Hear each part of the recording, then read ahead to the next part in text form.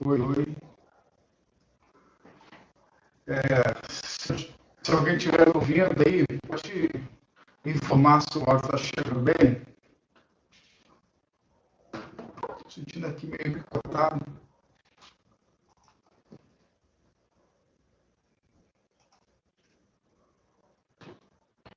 Oi.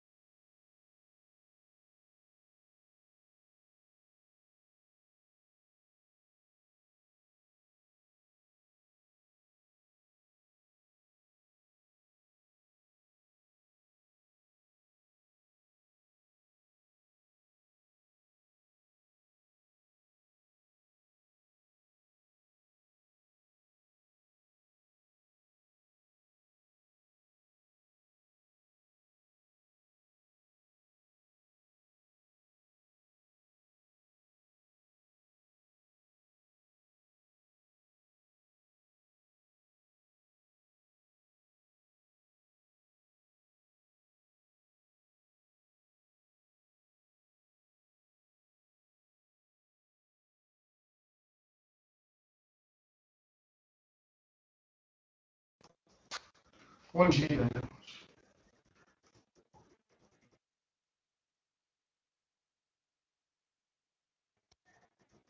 Bom dia. Hoje começa então um poder aqui por causa de alguns ajustes. São um sistema que novo. Vamos ver se vai funcionar para a gente aqui. Vamos orar então para a gente começar. Eu estou vendo um delayzinho da voz e da vídeo. Deixa eu tocar a câmera aqui para ver se melhora.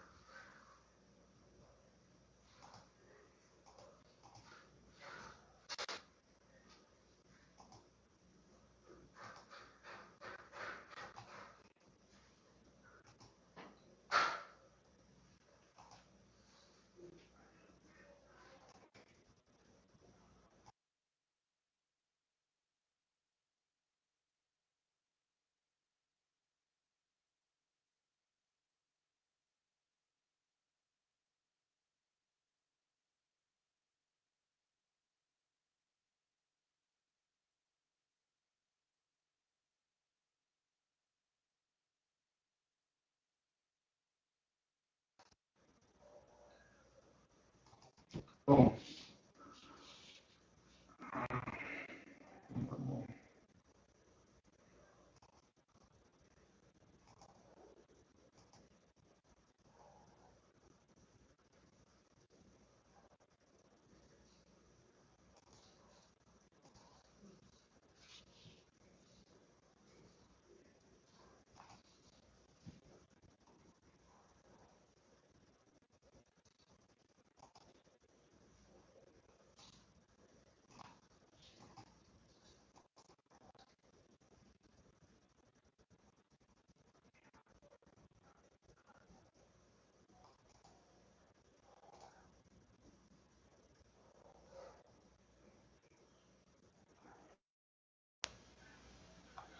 Bom,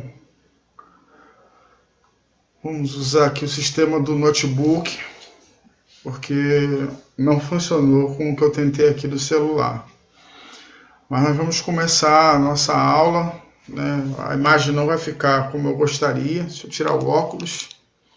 Vou usar o óculos apenas para necessidade de leitura. E vamos começar, irmãos. Todo o meu pedido de desculpa aos irmãos que já estão há mais tempo aí online, né? E a gente vai orar ao Senhor, né? Vamos pedir que Ele nos abençoe nessa manhã, né? E eu vou tentar obedecer o limite final da aula, tá bom? Apesar do atraso no começo, né? Feche seus olhos, vamos falar com o nosso Deus.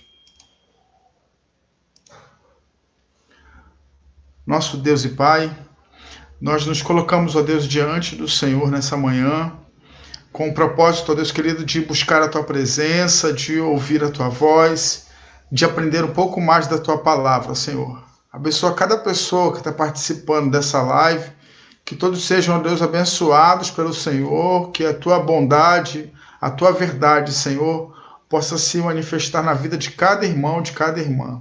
É a nossa oração, em nome de Jesus. Amém. O áudio não tá bom, né, irmãos? Tentar melhorar esse áudio.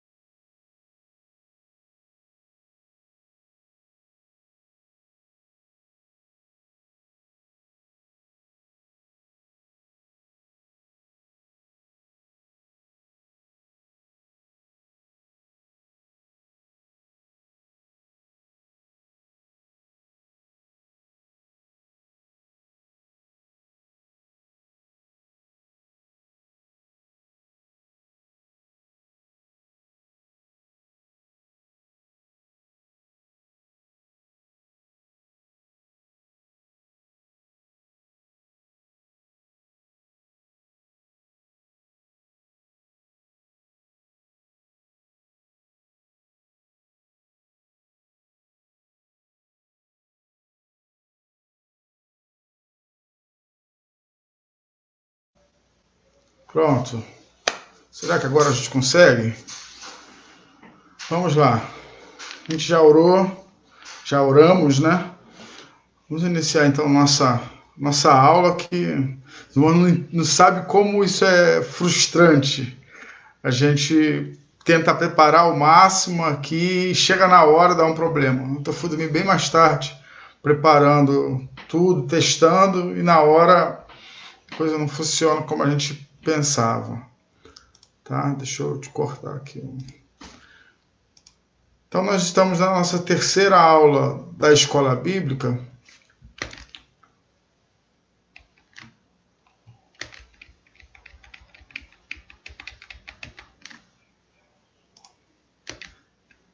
Simão, estão me ouvindo bem aí? Estão conseguindo agora ouvir, chegar o som direitinho para todo mundo? Tá, eu cortei aqui o meu retorno porque estava me atrapalhando. Mas enfim, vamos tentar começar. Deixa eu só dar uma olhada aqui na live aqui. Pronto, então nosso tema hoje é a universalidade da obra de Cristo.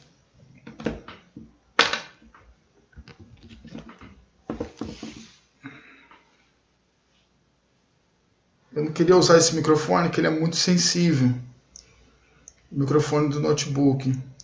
E acaba atrapalhando um pouco na hora da gente fazer a nossa apresentação aqui. Então, a universalidade da obra de Cristo, nós temos o texto bíblico que está em Romanos 1, do 1,18 ao capítulo 2, versículo 12. E eu vou ter que pular um pouco dessa leitura para a gente não ficar prejudicado aqui no nosso tempo. Testando e na hora a coisa não funciona.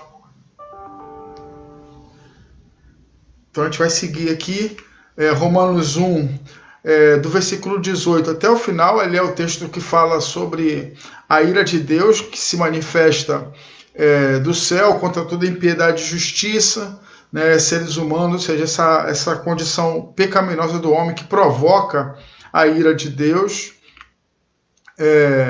O que se pode conhecer a respeito de Deus, né, é manifesto entre eles, porque Deus manifestou a sua verdade e a sua justiça, os atributos invisíveis de Deus, seu eterno poder, sua divindade, claramente se reconhecem desde a criação do mundo, sendo percebido por meio das coisas que Deus fez. Por isso, os seres humanos são indesculpáveis.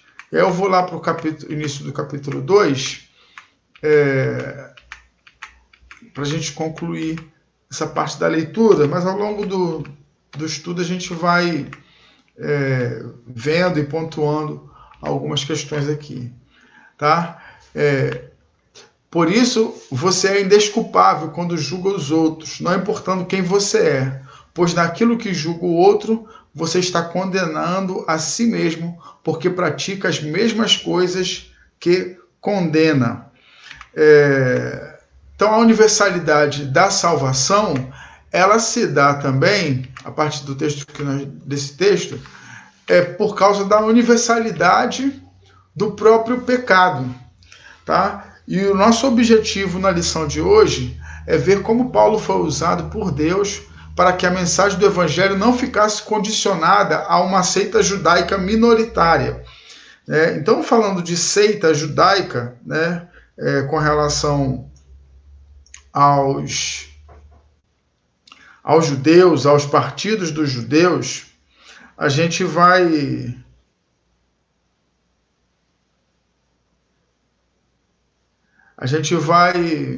ver um pouco da realidade do que são esses partidos.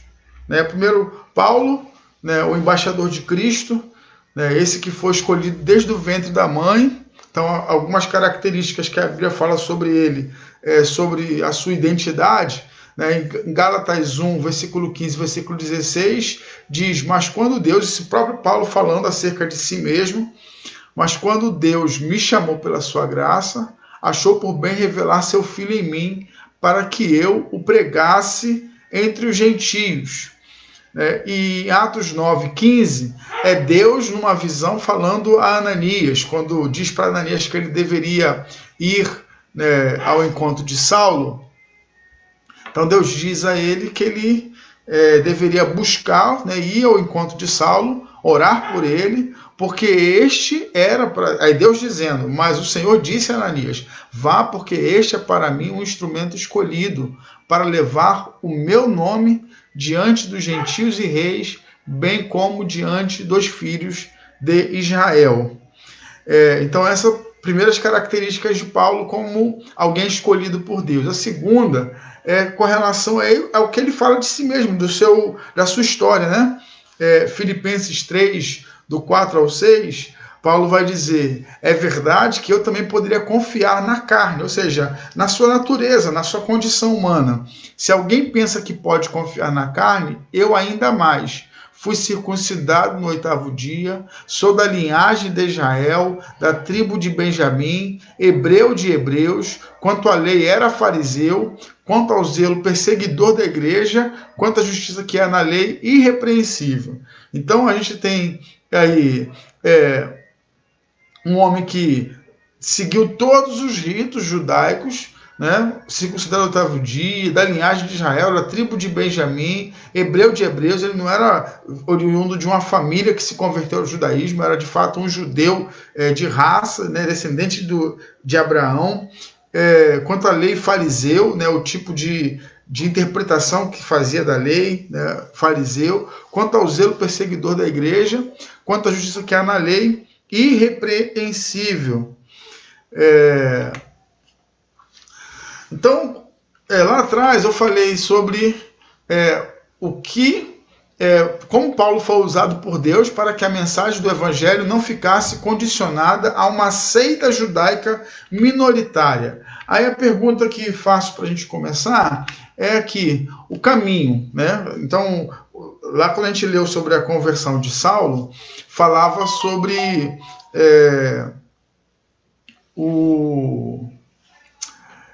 ele está perseguindo alguns do caminho para levá-los presos. Então, os cristãos, eles eram conhecidos como o caminho, aqueles do caminho. E aí a pergunta que a gente faz iniciando esse assunto é, o caminho é uma seita judaica? E por falar em seita judaica, a gente vai ver algumas seita ou partido dos judeus. Então nós temos aí os saduceus. Não sei se está dando para você ler aí, mas quem era cada um? Estavam ligados à vida no templo, em sua maioria, homens ricos, e não acreditavam na existência dos anjos. Eram maioria no Sinédrio. O Sinédrio era o tribunal dos judeus para julgar segundo as questões religiosas. As características, mundanismo, eles não eram tão ascéticos como os fariseus ou os essênios, secularismo e materialismo. Os fariseus conferiam igual valor às tradições dos anciãos, às escrituras sagradas. Então, aquilo que as pessoas escreviam como comentário da lei, para os fariseus, tinha o mesmo valor que a própria Torá, em muitos aspectos. Eram meticulosos quanto ao cumprimento da lei mosaica e, por isso, a maioria dos escribas pertencia a esse grupo. Os escribas eram aqueles que eram responsáveis por fazer as cópias dos textos sagrados. Quais são as características? Eram legalistas, extremamente literais no cumprimento da lei, hipocrisia, às vezes tinham uma aparência externa, mas na intimidade era outra coisa, e zelavam muito por uma reputação externa, por uma aparência. Os essênios, esse a gente não vê no Novo Testamento explicitamente, mas era um grupo também que existia nos tempos de Jesus, entendiam que a vida urbana e religiosa dos judeus da sua época era mundana, vivendo isolados, buscando uma espiritualidade elevada. Então eles habitavam no deserto, nas cavernas, eles tinham essa vida separada. Ascetismo e misticismo. Ascetismo é aquela ideia de pureza religiosa, e misticismo, eles eram muito místicos, inclusive na interpretação das escrituras.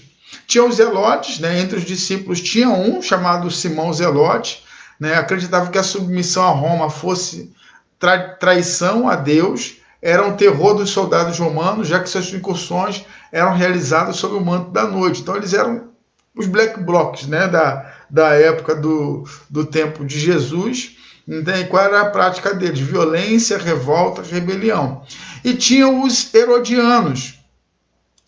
Os herodianos tinham características de agremiação partidária, apoiando a dinastia dos Herodes, que deviam seu poder às forças romanas de ocupação. Então, eles estavam mais nos interesses políticos. Então, entre os judeus, você tinha esses grupos: saduceus, fariseus, essênios, zelotes e herodianos. E alguns pensavam que talvez os cristãos agora seriam um outro partido. Então, entre todos esses, né, você teria agora os cristãos. E aí a pergunta volta: o caminho, né, uma seita judaica, a gente vai ver que na cabeça dos primeiros cristãos seria uma seita judaica. Os primeiros cristãos acreditavam que seriam um novo partido, seita de judeus. Né? Por exemplo, Pedro foi censurado pela igreja por ter entrado na casa de Cornélio. Você lembra lá em Atos 10, quando Deus dá uma visão a Pedro sobre alimentos, né, animais impuros, que Deus estava dizendo para ele comer, e ele fala: não, Senhor, nunca comi nada de impuro, nunca coloquei nada impuro na minha boca. Mas depois Deus também dá uma visão a Cornélio, manda ir na casa de Pedro, os servos vão na casa de Pedro, buscar Pedro para poder ir falar a Cornélio, e Pedro entra na casa de Cornélio, que era um centurião, né, um capitão do exército romano, e então Pedro vai lá, ouve, entende que Deus está trazendo salvação também para aquele que não era judeu, Cornélio e sua família, e então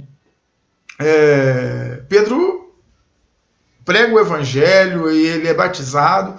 E depois Pedro tem que se justificar perante a igreja por ter entrado na casa de Cornélio.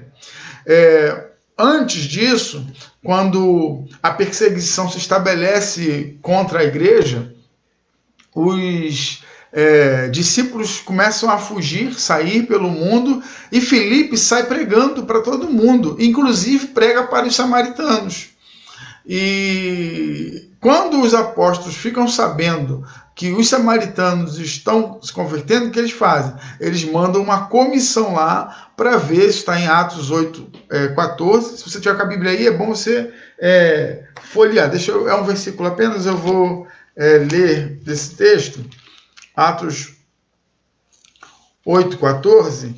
Eles vão lá para verificar que negócio é esse de samaritano estar se convertendo, porque na visão deles a fé cristã, ou seja, o que Cristo pregou, era para os judeus. Quando os apóstolos que estavam em Jerusalém ouviram que o povo de Samaria tinha recebido a palavra de Deus, enviaram-lhes Pedro e João. Mas não enviaram Pedro e João para ensinar, enviaram para ver o que estava acontecendo. Vai lá checar, vai lá ver o que está acontecendo e volta para a gente, traz um relatório. Outra questão que se apresentou à igreja, que tinha essa visão judaica, é a questão da circuncisão, que é um rito para os meninos judeus, e agora que o povo está se convertendo, né, já tinham admitido a possibilidade de gente não judeu se converter, mas o que eles têm que fazer agora? Eles vão ter que fazer a circuncisão. Eu vou ler apenas um trecho, Atos 15, a partir do versículo 1, diz assim: alguns indivíduos que foram da Judéia para Antioquia ensinavam os irmãos: se vocês não forem circuncidados, segundo o costume de Moisés, não podem ser salvos. Ou seja, para a pessoa chegar a Cristo, ela tinha que tornar-se um judeu. E como é que se torna um judeu? Passando pelo ritual da circuncisão. Então eles começaram a ter esse conflito, e essa questão é bem trabalhada aqui com grande discussão. Lá no versículo 6, fala assim: então os apóstolos e os presbíteros se reuniram para examinar a questão. Que questão? Precisa circuncidar? Alguém que se converteu a Cristo, não sendo judeu, tem que passar agora pela circuncisão? E o versículo 7 diz: havendo grande debate. Ou seja, era uma questão, para eles não passava pela cabeça que alguém que não era judeu pudesse se converter a Cristo. Se convertia a Cristo, tinha que se tornar judeu, tinha que passar pela circuncisão. Porque na ideia de muitos, naquele contexto, a fé cristã era uma fé judaica, né? Então, nós teríamos aí, dentro desse contexto, os saduceus, os fariseus, os essênios, os zelotes e os herodianos. Eles ainda não entendiam a universalidade da fé cristã. Para eles era um partido judaico ainda. E Deus usa a vida do apóstolo Paulo para quebrar isso, né? Ou é judeu ou é cristão.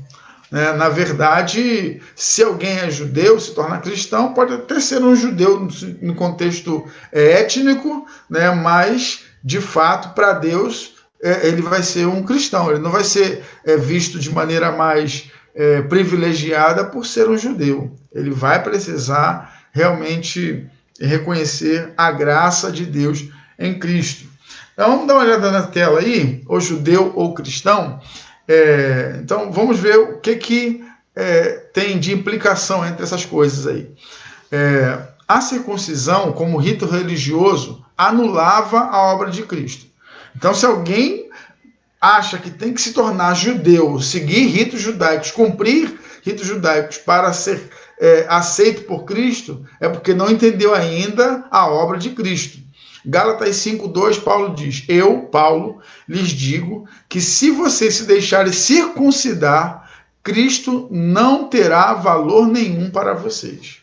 Então, Cristo, depois que nós batistas temos a afirmação, né? Aceitar Jesus Cristo como o único e suficiente Salvador. Ou seja, Cristo é suficiente, ele é tudo que nós precisamos para a salvação. Se alguém precisa de algo mais, é porque Cristo não tem valor. O valor de Cristo está diminuído, reduzido na vida dessa pessoa. Ou a salvação pela graça por meio da fé em Cristo, ou a salvação pela lei. Vocês que procuram justificar-se pela lei estão separados de Cristo. Vocês caíram da graça de Deus. Então,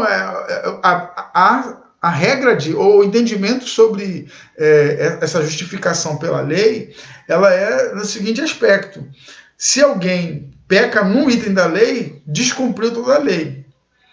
Então não existe salvação pela lei, não existe salvação pelas obras. Ninguém vai ser salvo porque conseguiu ser perfeito no contexto da lei. Então a única maneira de salvação é pela graça de Jesus Cristo.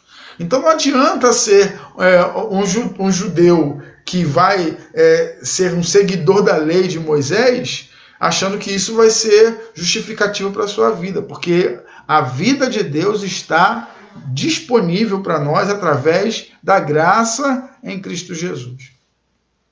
Se a salvação viesse pela lei, a morte de Jesus teria sido sem sentido. Olha aí, Gálatas 2:21. Não anulo a graça de Deus, pois se a justiça é mediante a lei, segue-se que Cristo morreu em vão. Então, assim, se a pessoa pode acessar a salvação por outro meio que não o sacrifício de Cristo na cruz, então, para que Jesus morreu? Então, essas questões, Paulo vai trabalhando com a igreja de Gálatas. Por quê? Porque foi uma igreja que foi seduzida a voltar ao judaísmo, né? Os hebreus estavam se introduzindo no contexto da igreja e trazendo a igreja de volta para os rudimentos da lei e, de certa maneira, transformando aqueles cristãos gentios em judeus convertidos. E então, fica essa massa para nós aqui: ou é judeu ou é cristão. Né? A gente tem muita gente que está misturando as coisas no nosso tempo. Gálatas 4:21-31 e Apocalipse 21:2 vai trazer essa alegoria aí. É bom lembrar isto, porque vivemos tempos em que alguns desejam restaurar o judaísmo em nossa teologia. Símbolos judaicos, festas judaicas, a estrela de Davi, o kippá é aquele chapeuzinho que o judeu bota assim, bem aqui na cucuruco da cabeça, né? A arca, são trazidos para os nossos tempos. Não somos judeus, somos cristãos. Não somos filhos do Sinai, e sim do Calvário. Nada temos a ver com Agar, e sim com Sara, pois não somos filhos da Jerusalém geográfica, e sim da Jerusalém espiritual. Quero ler esse Gálatas 4, 21, porque ele é bem interessante sobre essa simbologia, esse uso alegórico que o apóstolo Paulo faz de Agar e Sara, né, como o filho Ismael, né, e o filho Isaac, que é o filho da promessa. Gálatas 4, versículo 21, diz assim: digam-me vocês, os que querem estar sob a lei, será que vocês não ouvem o que a lei diz? Pois está escrito que Abraão teve 2 filhos, um da mulher escrava e o outro da livre. O filho da escrava nasceu segundo a carne, o filho da mulher livre nasceu mediante a promessa. Essas coisas são alegóricas, porque essas mulheres são 2 alianças, ou seja, ele usa essa questão desse fato histórico, Agar e Sara, né? Então você lembra que Deus prometeu dar um filho a Abraão, Sara não acreditou nisso, passado o tempo, ofereceu a Abraão a escrava para que deitasse com ele e gerasse um filho, e aí um é o filho da carne, né, nessa alegoria que Paulo usa aqui, e o outro é o filho da promessa, o filho da fé. Ora, Agar é o Monte Sinai, na Arábia, ou seja, a aliança que Deus faz com o povo pela lei. É correspondente a Jerusalém atual, que está em escravidão com seus filhos. Mas a Jerusalém lá de cima é livre e ela é a nossa mãe. Vou pular aqui para o versículo 28. Mas vocês, irmãos, são filhos da promessa, como Isaac. Como, porém, no passado, aquele que nasceu segundo a carne perseguia o que nasceu segundo o Espírito, assim também acontece agora. Mas o que diz a Escritura? Ela diz: mande embora a escrava e seu filho, porque de modo nenhum o filho da escrava será herdeiro com o filho da mulher livre. Portanto, irmãos, somos filhos não da escrava, mas da livre. Então, essa interpretação alegórica interessante que Paulo faz de Agar e Sara, demonstrando que existem 2 alianças diferentes e que não coexistem, né? Você tem que abrir mão de uma para assumir a aliança com Cristo. Agora, se quiser, não, vou assumir Cristo e vou assumir a aliança, você está anulando uma. Você está anulando necessariamente a aliança com Cristo, porque ele deixa de ser suficiente. Tá ok, irmãos? Tá dando para acompanhar? Legal? Bota no comentário aí. Tem alguma pergunta até aqui? Alguma questão que você queira colocar?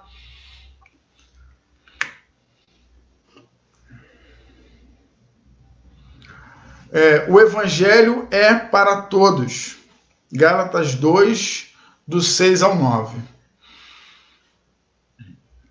Desculpe, vamos ler esse texto? E quanto àqueles que pareciam ser alguma coisa, o que eles foram no passado não me interessa. Deus não aceita a aparência do homem. Esses, digo, que pareciam ser de maior influência, nada me acrescentaram.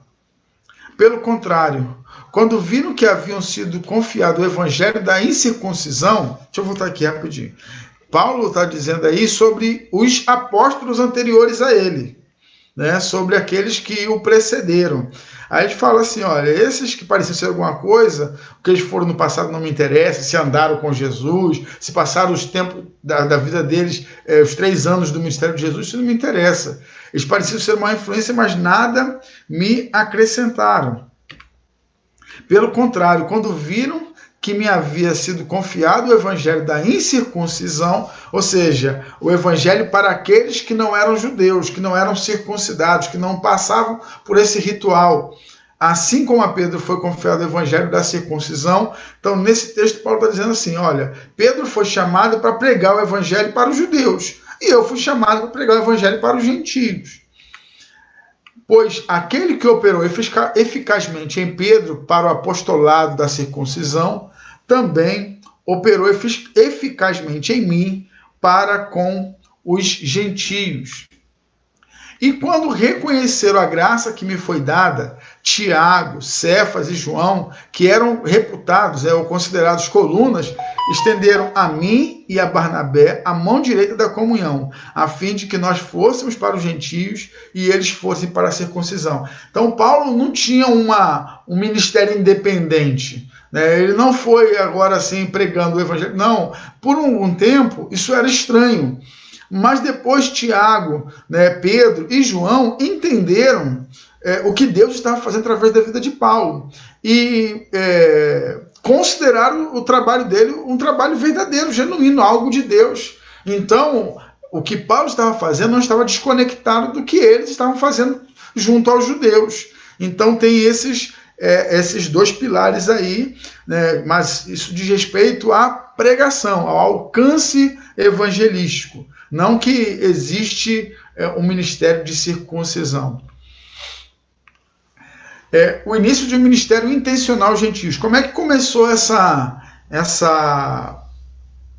ministério de Paulo para com aqueles que não eram judeus?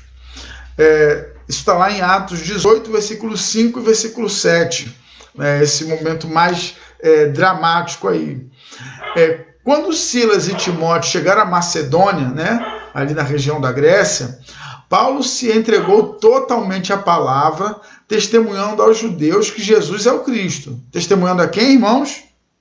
Aos judeus. Como eles se opuseram e blasfemaram, Paulo sacudiu as roupas e disse-lhes: que o sangue de vocês caia sobre a cabeça de vocês. Eu estou limpo dele e a partir de agora vou para os gentios. Então, naquele contexto ali da Macedônia, Paulo começa a pregar exclusivamente para os gentios. E é nesse tempo que ele começa a plantação da igreja de Corinto, né, que é uma igreja de gregos, de gente que não tinha relação com a religião judaica. Tá? Saindo dali, entrou na casa de um homem chamado Tício Justo, que era temente a Deus. A casa dele ficava ao lado da sinagoga. Então, Paulo teve sucesso. Crispo é um que se converte, o chefe da sinagoga. Mas, a partir dali, é uma coisa assim como o ministério de pregação aos gentios, ao não-judeu, se tornou mais efetivo, mais intencional. E aí fica muito clara a visão de que Deus não está fazendo acepção de pessoas. Ele não está interessado em salvar apenas judeus. A mensagem do Evangelho de Jesus Cristo é para todo mundo, não é para um grupo de pessoas. Por isso a gente não faz escolha para quem vai pregar. Deve pregar para todas as pessoas. Deus encerrou todos os homens, quer judeus, quer gentios, debaixo do pecado. Então não tem ninguém fora. O judeu é descendência de Abraão. Está debaixo do pecado. Precisa da salvação em Jesus Cristo. Vamos ler os textos? Romanos 1,18 diz: a ira de Deus se revela do céu contra toda impiedade e injustiça dos seres humanos, que por meio da sua injustiça suprimem a verdade. Outro texto, Romanos 2,12. Assim, todos os que pecaram sem lei, também sem lei perecerão. E todos os que pecaram sob a lei, serão julgados sob a lei. Veja como é que o Romanos 12 coloca todo mundo na mesma condição. Quem pecou sem lei, porque fica assim, mas uma pessoa que não ouviu aquele... Quem pecou sem lei, e todos pecaram, vão perecer sem lei. E todos os que pecaram sob a lei serão julgados pela lei. Então, Romanos 2,12, ele vai colocar todos os seres humanos nessa condição, debaixo da condição de pecado e precisando de um Salvador. Gálatas 3,22 fala: mas a Escritura encerrou tudo sob o pecado, ou seja, debaixo do pecado, para que, mediante a fé em Jesus Cristo, a promessa fosse concedida a quem? Aos que creem. Então a Escritura colocou tudo debaixo do pecado, para que pela fé em Jesus Cristo a promessa fosse concedida aos que creem. Então não existe, a gente vai falar daqui a pouco sobre universalismo, né, universalidade. A gente está falando sobre a universalidade da salvação. Ou seja, Deus não está interessado em salvar um povo, Deus está interessado em salvar a humanidade como um todo, na sua diversidade. Todos precisam de um Salvador. Como a gente canta aquela música, né? Cristo, todos necessitam de um amor perfeito, perdão e compaixão. Então vamos ver Romanos 3, do 23 ao 25, que diz: pois todos pecaram e carecem da glória de Deus, sendo justificados gratuitamente por sua graça, mediante a redenção que há em Cristo Jesus, a quem Deus apresentou como propiciação no seu sangue mediante a fé. Vou repetir. Todos pecaram e carecem da glória de Deus. Esse texto a gente costuma citar ele com frequência. Romanos 3, 23. Aí ele vai falar, sendo justificados gratuitamente por sua graça, mediante a redenção que há em Cristo Jesus. Não é na lei, é em Cristo. É no Senhor, não é na aliança que Deus fez com Moisés, é em Cristo. É a nova aliança feita no sangue de Jesus, a quem Deus apresentou como propiciação no seu sangue mediante a fé. Então tem o ato de Deus de entregar o seu filho até a morte de cruz, mas também existe uma necessidade de crer, de depositar a fé nele. Vamos seguir. Deus é salvador de todos os homens. Então não há quem não esteja debaixo dessa salvação. 1 Timóteo 4,10 diz, pois é para esse fim que trabalhamos e nos esforçamos, porque temos posto a nossa esperança no Deus vivo, salvador de todos, especialmente dos que creem. Então, trabalhamos e nos esforçamos e temos posto a nossa esperança no Deus vivo, Salvador de todos. Ou seja, Deus pode, Ele quer salvar todos, né? Mas Ele salva efetivamente ou especialmente aqueles que creem.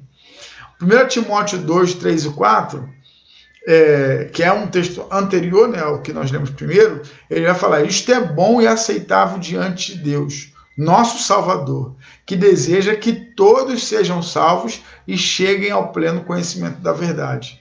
Quem é que Deus quer que seja salvo, irmãos? Todas as pessoas. Todos sejam salvos e cheguem ao pleno conhecimento da verdade. Então não é alguns, não são os judeus, não são alguns poucos escolhidos. Todos, esse é o desejo de Deus. Tito 2,11 fala também, porque a graça de Deus se manifestou trazendo salvação a todos, ou a todos os homens.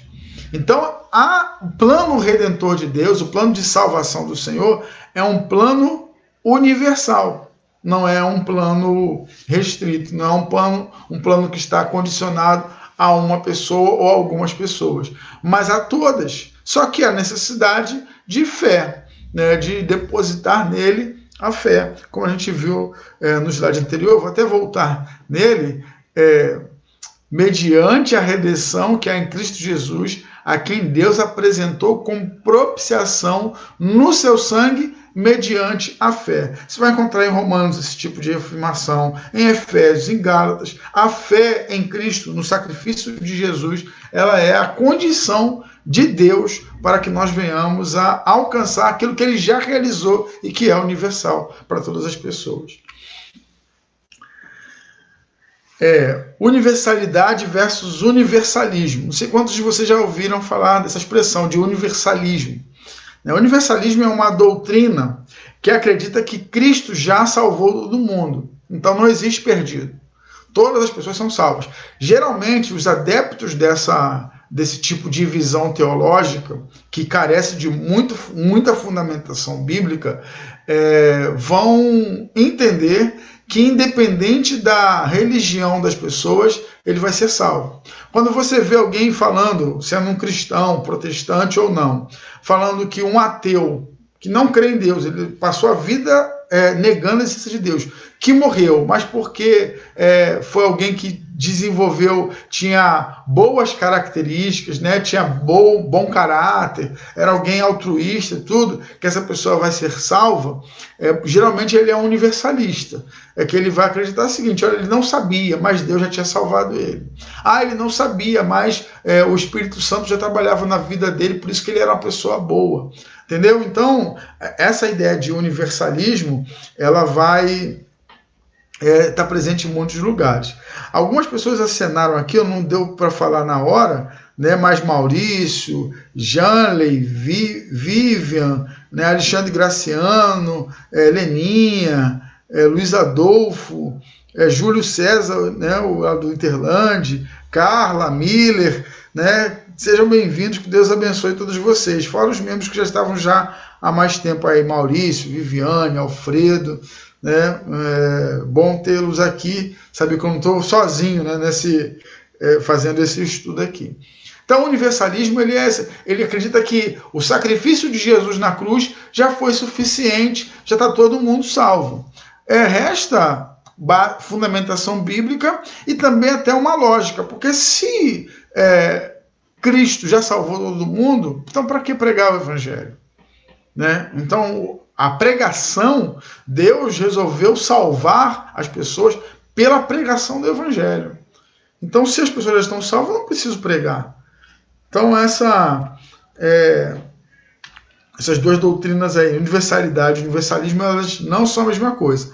A universalidade é o alcance, o interesse de Deus, o alcance da pregação do evangelho. O universalismo é uma doutrina que acredita que já alcançou todo mundo, já estão todos salvos.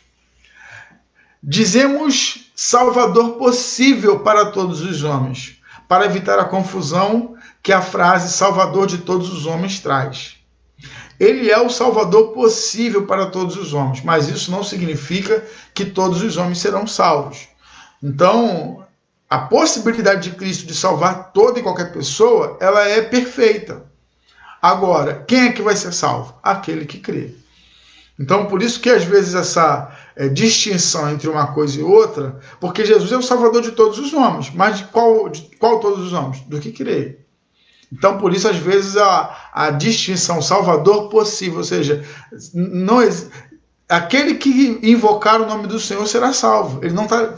O Senhor não está limitado para salvar aquele que deseja salvação. Eu quero encontrar Jesus, eu quero ser salvo por ele. Né? O Senhor não está limitado para salvar essa pessoa. Não, você não é judeu, não posso te salvar. Não, você não faz parte dos eleitos, não posso te salvar. Essa não é uma limitação de Deus. Agora, ele fez um sacrifício que é potente para salvar todas as pessoas. Só que nem todos que são alvos desse amor e dessa graça vão encontrar ou vão chegar à salvação do Senhor. Entenderam aí? Vamos seguir?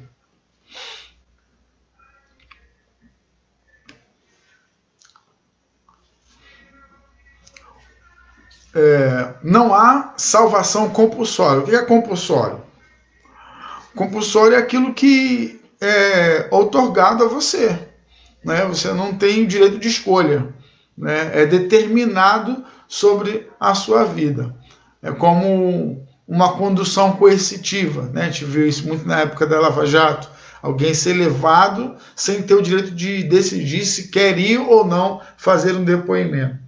Então, seria a salvação compulsória, seria isso. Deus está salvando todo mundo, independente da vontade dele. Eu sou ateu, não quero. Não, você vai ser salvo assim mesmo. Mas eu não creio em Jesus Cristo, eu creio nos outros espíritos aí. Não, mas você vai ser salvo assim mesmo. Isso seria uma salvação compulsória. Só que essa salvação compulsória não está na palavra de Deus. Não está revelada nas Escrituras. Talvez seja um desejo bom no coração de pessoas que gostariam que fosse assim. Mas ela não é verdadeira e, não sendo verdadeira, ela é muito perigosa para muitas pessoas. Os homens a devem querer, devem aceitá-la. O quê? A salvação. Em 2 Coríntios 5:20, após dizer que Deus nos reconciliou consigo em Cristo, né, 2 Coríntios 18, né, fala isso, Deus nos reconciliou. Deixa eu ler o texto para ficar bem dito, né? Dito exatamente como a palavra de Deus vai dizer. Segundo aos Coríntios, capítulo 5, a divisa dos embaixadores do rei, 5:20, mas no 18. Ora, tudo isso provém de Deus, que nos reconciliou consigo mesmo por meio de Cristo e nos deu o ministério da reconciliação. Então, Deus fez isso. Aí, lá no versículo 20, ele vai dizer, portanto, somos embaixadores em nome de Cristo, como se Deus exortasse por meio de nós. Em nome de Cristo, pois, pedimos que vocês se reconciliem com Deus. Se o Miller estiver por aí ainda, aí, Miller, né?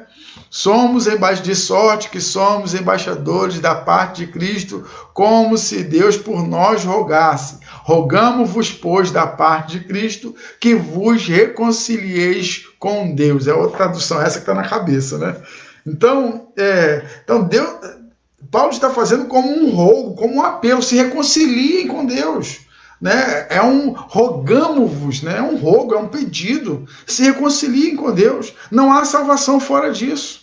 Ele pede que os homens aceitem a reconciliação. A salvação é para todo aquele que invocar o nome do Senhor. Romanos 10:13 fala: todo aquele que invocar o nome do Senhor será salvo.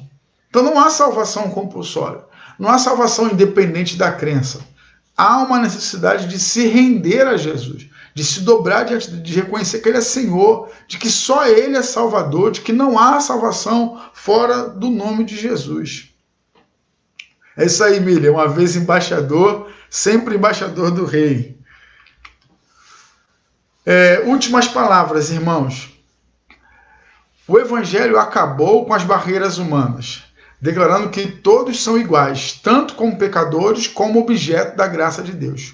Por isso, a parede de separação entre os judeus e gentios foi derrubada. É interessante ler Efésios 2:14, que fala de um rebanho e um pastor. Tem gente que defende que existe uma igreja judaica e uma igreja... Essa divisão, lá que a gente vê lá no Atos dos Apóstolos, era uma divisão missiológica.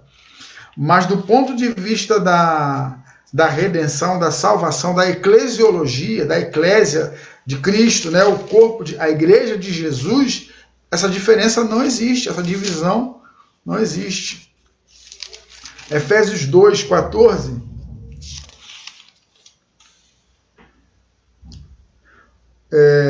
vai dizer, porque Ele é a nossa paz de dois povos, quem? Judeus e não judeus. Né? Existe uma diversidade de povos enorme no mundo. Mas quando fala dois povos, ele está falando aqui. O judeu, que se sentia, a gente viu lá no começo, como aqueles receptáculos dessa nova mensagem através de Jesus Cristo, né? E os não judeus, que aí é todas as etnias. E aí vai dizer, porque Ele é a nossa paz de dois povos, Ele fez um só. Na sua carne, derrubou a parede de separação que estava no meio, a inimizade. Então, aqui não há mais judeu e não judeu. Há igreja. Existe os judeus messiânicos. São cristãos, judeus de nascimento, né, descendentes de Abraão, que se converteram, reconheceram que Jesus é o Messias, e fundaram as suas sinagogas cristãs. Eles continuam judeus. Né? Há uma controvérsia em alguns pontos das defesas deles, mas do ponto de vista espiritual, não há judeu, não há cristão, há o corpo de Cristo. Jesus transformou toda essa... Não importa se você é chinês, se você é japonês, se você é coreano, se você é africano, se você é europeu, se você é sul-americano, latino-americano, estadunidense, isso não importa. Deus tem um povo entre toda essa nação. Então, não há mais os judeus e os gentios, os judeus e os não-judeus. O que existe é a igreja. Deus vê a igreja. E Deus está interessado na redenção de todas as pessoas. E à medida que as pessoas vão se convertendo a Cristo, elas se transformam em igreja, independente da sua ascendência religiosa ou da sua etnia. Não há mérito e ninguém é melhor que ninguém. A salvação é obra da graça. Então, essa fica para a gente uma lição importante aqui. A universalidade do Evangelho significa que só há salvação pela graça e por meio da fé em Jesus. Né? Pela graça sois salvos, por meio da fé, e isso não vem das obras, não vem de vós, é dom de Deus. Não vem das obras para que ninguém se glorie. Efésios 2, 8 e 9. Porque pela graça sois salvos por meio da fé, e isso não vem de vós, é dom de Deus. Não vem das obras para que ninguém se glorie. Então isso é um presente de Deus para qualquer pessoa, independente, a gente acaba se repetindo, né? Independente da sua ascendência religiosa ou etnia. Ninguém pode ser salvo a não ser por Cristo.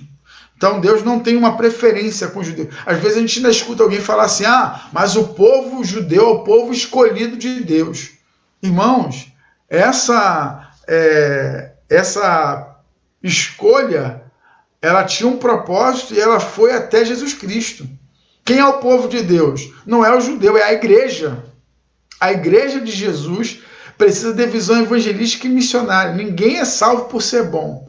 Ninguém é salvo por ser judeu. Ninguém é salvo por não ser judeu, por ser pobre, por ser rico. Mas somente por Jesus. O destino eterno de bilhões de pessoas está nas mãos da igreja, nas minhas e nas suas mãos. Então, essa é a mensagem que é a mensagem que traz salvação. E por último, precisamos lembrar que o tema central da pregação da igreja é Cristo e Cristo crucificado.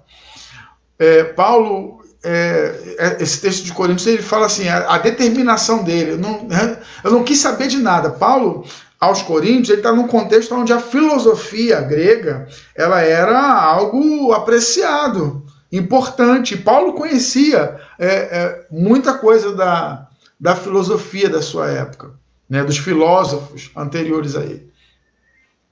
Mas ele diz assim, olha, entre vocês eu não quis saber de outra coisa a não ser de Cristo crucificado. Então Paulo não se ocupava em termos de pregação a partir da filosofia, dessas coisas. Ele só se preocupava em que as pessoas pudessem conhecer Cristo e reconhecer que o sacrifício dele na cruz foi suficiente para trazer a salvação. E aí, esse texto não é meu, né, do pastor Exaltino, de saudosa memória, ele vai dizer, há muita pregação sociológica de conceitos humanos e igrejas mais preocupadas com sua filosofia eclesiástica e em fidelizar clientes do que anunciar que só Jesus salva. Então, existe hoje o coach, né? Coach evangélico, né? Essas pessoas que vão trabalhar a melhor performance humana das pessoas. Mas a igreja, ela tem uma mensagem que só a igreja pode transmitir, que é a mensagem da salvação em Cristo através da cruz. E às vezes a gente fica se ocupando em tratar de outras coisas, como se fôssemos uma organização sociológica, uma mera organização humana. Podemos até fazer outras coisas para melhorar a condição das pessoas, mas nunca substituir a mensagem do Evangelho. Precisamos evangelizar, pregar mensagens evangelísticas, realizar séries de conferências evangelísticas, distribuir folhetos, falar de Jesus ao mundo. Nunca esqueçamos que só Jesus Cristo salva.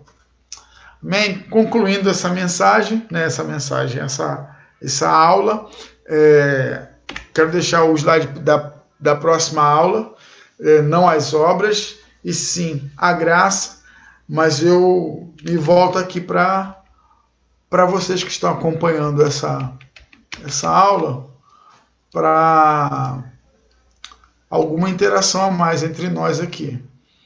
Alguém quer falar alguma coisa? Tem algum assunto que você acha importante a gente conversar sobre ele agora?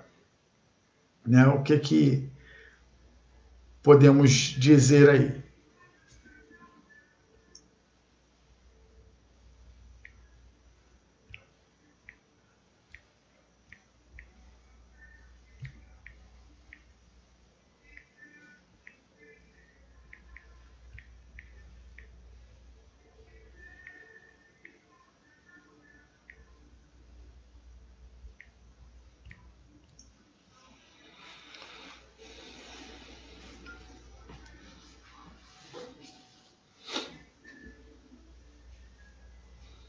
Ficou bom aí para todo mundo? Jorginho, obrigado aí pelo elogio, né? Faltou nada não, Maurício? Eu quero só finalizar pedindo desculpa por esse contratempo. Irmãos, a gente vai dominando tecnologia. Os nossos recursos ainda são, assim, muito deficitários, né? Mas a gente está melhorando, né? Eu não usei o óculos aqui, porque senão a gente ia ficar com muita luz. Tá vendo lá, aquela redondinha lá no frente, lá? É um recurso que a Vanessa comprou nas outras semanas. Tem algumas coisas para serem entregues pelos correios, né, para a gente melhorar aqui. A gente precisa botar mais memória nesse computador para evitar esses travamentos, tá bom? Mas eu louvo a Deus pela perseverança de vocês que participaram dessa aula com a gente aqui. E vamos, então, encerrar a nossa aula para a próxima semana, 10h47, passei aí 17 minutos, né? Minha previsão é sempre 1h30 aí, a gente começar às 9h, terminar por volta de 10h30 da manhã. Mas se nós estivéssemos no templo, lá na sede da igreja, nós ainda estaríamos reunidos, né?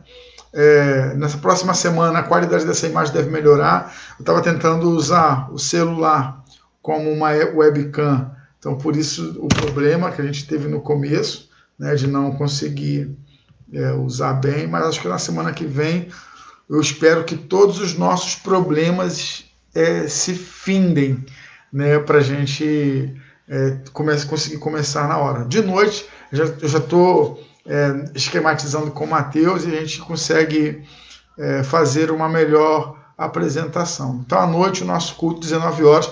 Vou deixar todas as comunicações para fazer à noite. Essa semana, a gente já assinou uma outra ferramenta de comunicação, né, de sala virtual, e a gente deve ter muitas novidades essa semana, e ao longo da semana, vários encontros, várias reuniões de oração, né, de bate-papo, enfim, a gente vai crescer muito. E um pouquinho do travamento, porque eu precisei usar esse programinha aqui para poder expor a tela de vocês, para não ficar só falando. E aí, pelo menos, você tem o que olhar, né, você tem como acompanhar. Tá bom? Obrigado aí, Maurício, Alfredo, Jorginho, Ângela. Que Deus abençoe vocês. Nós vamos orar mais uma vez, vamos falar com Deus, né? Feche seus olhos, vamos agradecer a Deus por essa aula e pensemos aí, a mensagem do Evangelho, ela é universal. A salvação, ela é potencialmente universal. Ela pode alcançar todas as pessoas, mas ela tem uma necessidade, tem a demanda da pregação e da fé daquele que ouve. Então só há salvação mediante a pregação e a resposta em fé daquele que ouve a pregação. Então vamos aí, antes de orar, né, a Glória colocou aí o pedido pelo Moisés, e eu quero dar a oportunidade para que todos possam aí apresentar os seus motivos de oração, né? Colocar aí diante do Senhor.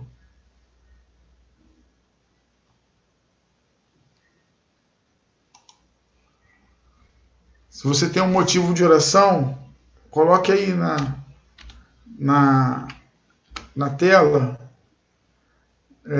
no comentário, que eu vou ler esses pedidos de oração para a gente orar. Então, encerrando, mas também intercedendo pela vida dessas pessoas. A Glória já pediu aqui pelo Moisés, né?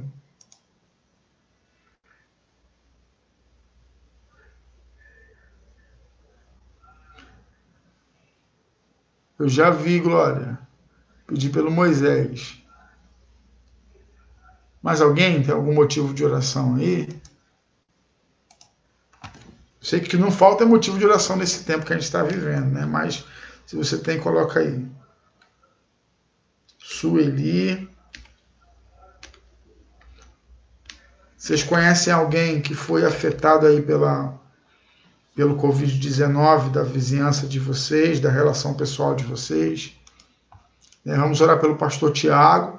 presidente da Associação Batista Meritiense, né? Ele foi afetado pelo Covid-19, pelo pastor Sócrates também, que continua internado, né? E em uma situação muito delicada. Então vamos orar pela vida do pastor Sócrates.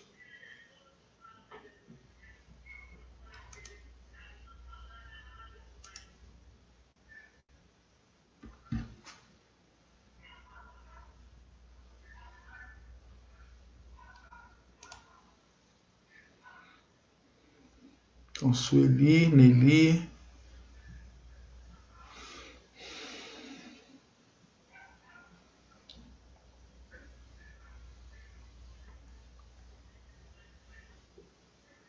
Tá, então vamos orar aqui. Moisés, pastor Tiago, pastor Sócrates, Sueli, Nelly, a vizinha da Sônia. Qual é o nome da vizinha, Sônia?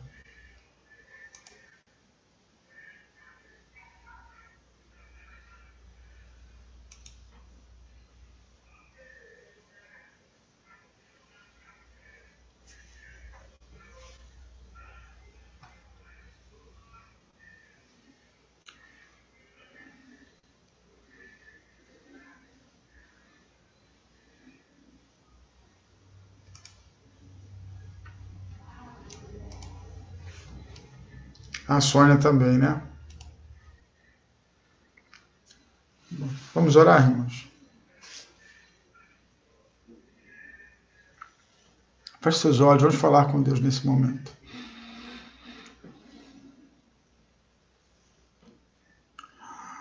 Nosso Deus e Pai, nós nos apresentamos diante do Senhor nesse momento, porque, ó Deus, reconhecemos a necessidade que temos, ó Deus, de estar diante do Senhor. Não há outro além de Ti, não há outro que possa, ó Deus, nos conceder tão grande salvação. Por isso, Senhor, nós nos apresentamos diante do Senhor agora para clamar, para sermos gratos. E, ó Deus, queremos Te dizer muito obrigado por tão grande salvação. Muito obrigado porque a Tua salvação, Senhor, não ficou restrita a um povo, não ficou restrita, ó Deus, a um tipo de pessoa, mas ela alcançou a todos nós de um modo especial e gracioso. E, ó Deus, nesse momento também queremos colocar diante do Senhor a vida de pessoas que conhecemos, ó Deus, e que precisam, ó Deus querido, do Teu favor, precisam, ó Deus, de uma ação poderosa Tua, Senhor. Por isso queremos colocar diante do Senhor a vida do Moisés, Senhor, que o Senhor possa abençoá-lo, que o Senhor possa, ó Deus, tratar com ele em todas as suas necessidades, Senhor. Também queremos colocar diante do Senhor a vida das pessoas que foram mencionadas aqui, outras, ó Deus, a Sueli, Senhor, a Nelly, ó Deus, a Sônia. Deus amado, essas pessoas que precisam do Senhor nas suas vidas, ó Deus, justamente por causa das suas condições físicas, de saúde. Ó Deus, abençoa a vida do pastor Tiago, Senhor amado, que está já se recuperando, já nos momentos finais dessa enfermidade causada pelo Covid-19, Senhor. Mas também queremos colocar diante do Senhor a vida do pastor Sócrates, Pai. Senhor amado, o Senhor conhece o Teu servo, ele tem Te servido já ao longo de toda a sua vida, Senhor. E nós queremos Te pedir que a sua vida, Senhor, seja poupada nesse tempo. Senhor amado, ele está ali naquele leito de hospital, naquela UTI, sedado, ó Deus, com uma infecção, ó Deus querido, sendo combatida continuamente, Senhor amado. Mas nós sabemos que, apesar de todo cuidado médico, de todo recurso, ó Deus, é a mão do Senhor quem opera, ó Deus querido, eficazmente. E por isso Te pedimos, ó Deus, que sobre a vida do pastor Sócrates esteja a mão do Senhor, que a mão do Senhor esteja sobre a sua família. E, ó Deus amado, queremos colocar diante de Ti todas as pessoas que estão agora acompanhando essa live, Senhor amado. Obrigado por cada vida que, ó Deus, acompanhou e aprendeu um pouco mais, ó Deus, sobre os Teus propósitos, os Teus planos. E, ó Deus, e porventura, se algum motivo deixou de ser apresentado ao Senhor, nós queremos colocar diante de Ti, ó Deus. Nada queremos reter, mas queremos tudo deixar no Teu altar, Senhor. Muito obrigado, Pai, por tudo. Nós oramos agradecidos, ó Deus, em nome de Jesus, o nosso Salvador. Amém, amém e amém. Amém. Que Deus abençoe, meus irmãos. A gente está caminhando para o nosso final. Que Deus a todos abençoe e até à noite, às 18 horas, quando nós estaremos novamente reunidos para glorificar a Deus e para adorá-lo na beleza da sua santidade. Feliz Páscoa para todos, né? Tenha um dia abençoado com a sua família e que você possa celebrar Jesus, a nossa Páscoa. Amém? Então vamos encerrar, né? A próxima aula está aí para vocês, né? Vamos